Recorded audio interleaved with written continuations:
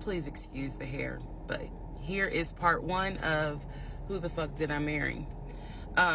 So I met my ex-husband around March 4th of 2020. We met on Facebook dating site, and we also matched on Hinge. I did not realize that he was on both under two different names. So one was his actual name, and the other one was a variation, like a nickname that he called himself. Different pictures. So it was a running joke between us. Oh, you ain't even recognize that you had matched with me on Hinge. No, I didn't.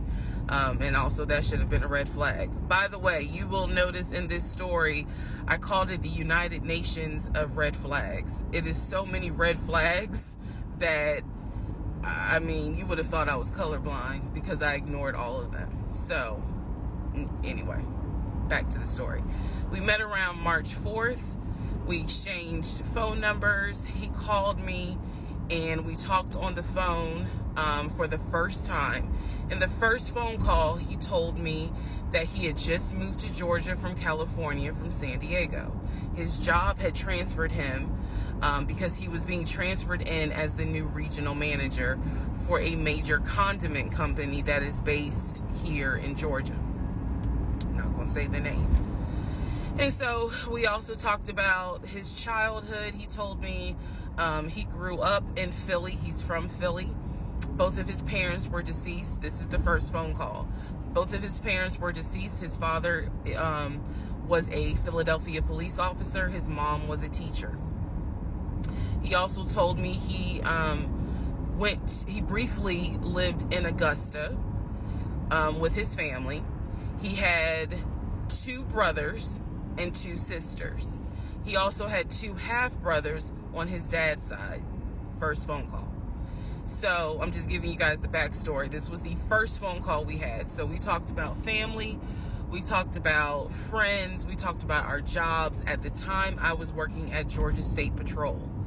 And he knew this, and he just thought that was like, wow, so you work with troopers all day.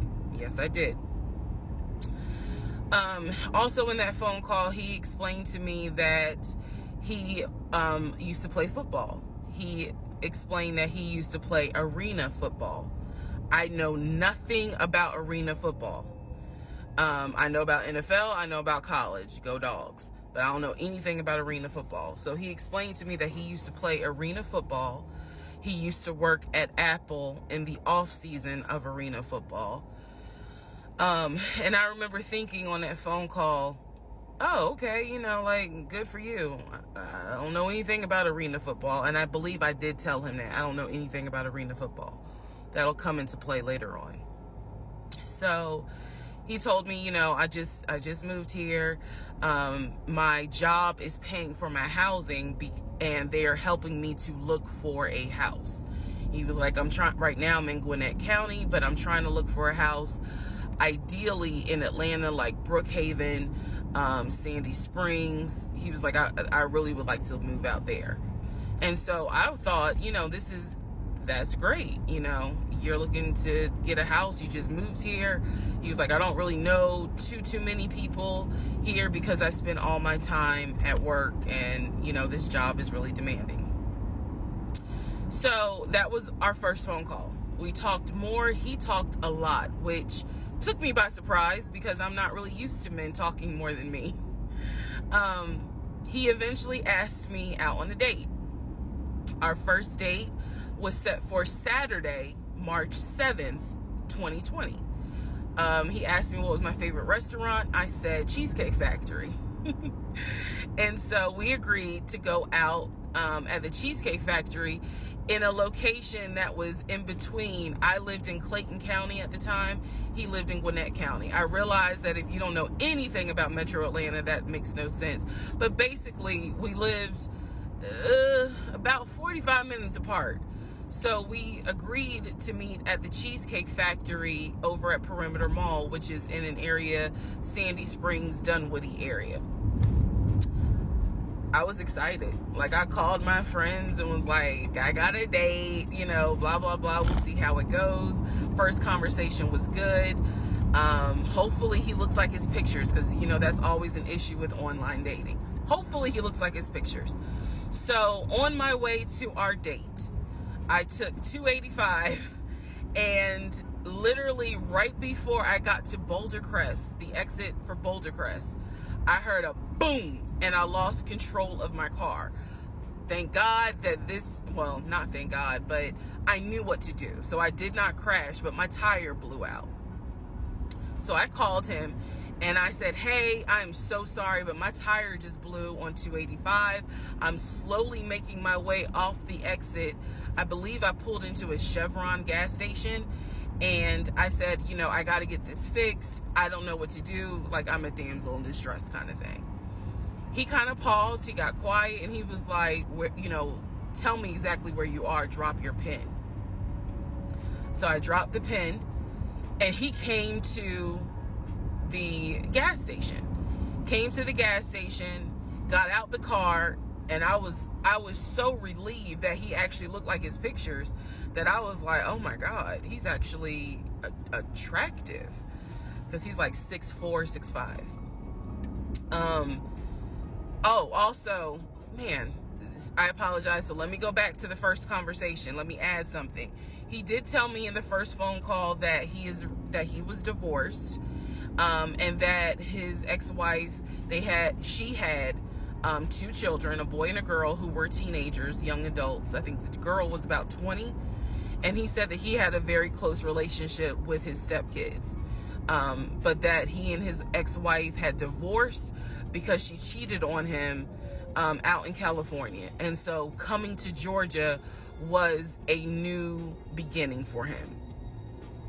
She was still out in California. The kids were still out in California.